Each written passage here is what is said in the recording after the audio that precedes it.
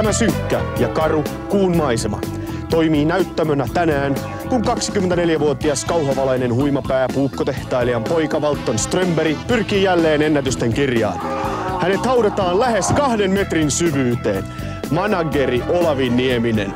Voidaanko ihmistä ylipäätään haudata näin syvälle? Kyllä voidaan, kyllä mä mitä siellä. Sekä Nieminen että Strömberg vaikuttavat erittäin itsevarmoilta kokeen onnistumisen suhteen. Manageri Nieminen antaa Valtonille vielä viime hetken ohjeita.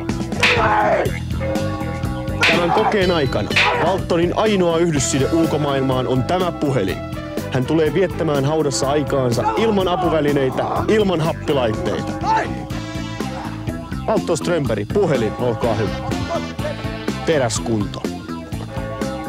Ja vielä aivan viimeisin taktinen ohje manageri Niemiseltä.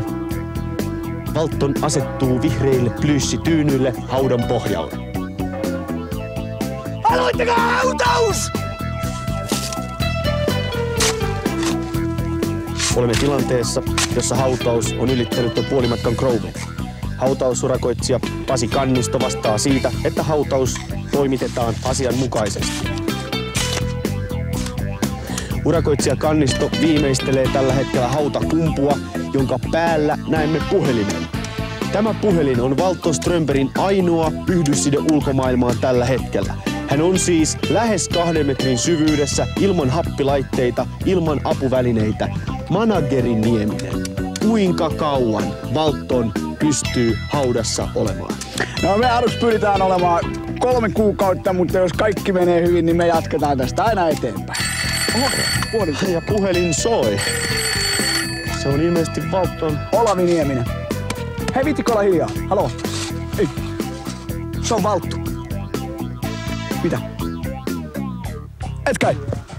Me tullaan heti! Se on Valttu, se ei saa happea! Se on ilmeisesti Valtonilla on jokin hätä. Valttu! Manageri Nieminen, mistä Valton puhui puhelimessa? Kaiva! Anna meidän nyt saa! Kaiva! Mistä keskustelut? Me tullaan kyllä! Valttu! Se ei saa happea! Se on pahalla! Valttu! Valttu! Valttu ei saa happea! Päälle heittäisi! Äläkä seiso sen päällä! Mitä hän kertoo teille puhelimessa tarkemmin? Mistä asioista keskustelitte, manageri Nieminen? Siellä näkyy Valttu, väistä! Valton on näkyvissä, Valtonin liha näkyy. Mikä on Valtonin kunto? Valttu! Lääkäri! Hengittääkö Valttu? Valtto kuitenkin pyrskähtelee, hän vaikuttaa olevan yhä elossa. Dosentti Ranta ja manageri Nieminen kantavat Valtonin ilmestynyt autoon. Valton, hengittääkö Valton?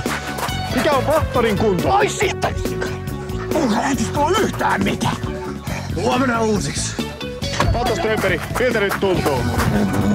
Pois siitä Mikis kanssa nyt! Valton Strömberg, se lähtö kiinni! olitteko aivan varmasti alkuvaiheessa tietoinen siitä, että tämä... Manageri Nieminen ja Dosentti Ranta lähtevät kuljettamaan Valton Strömbergia tällä hetkellä hoitoon. Hän oli ilmeisen huonokuntoinen.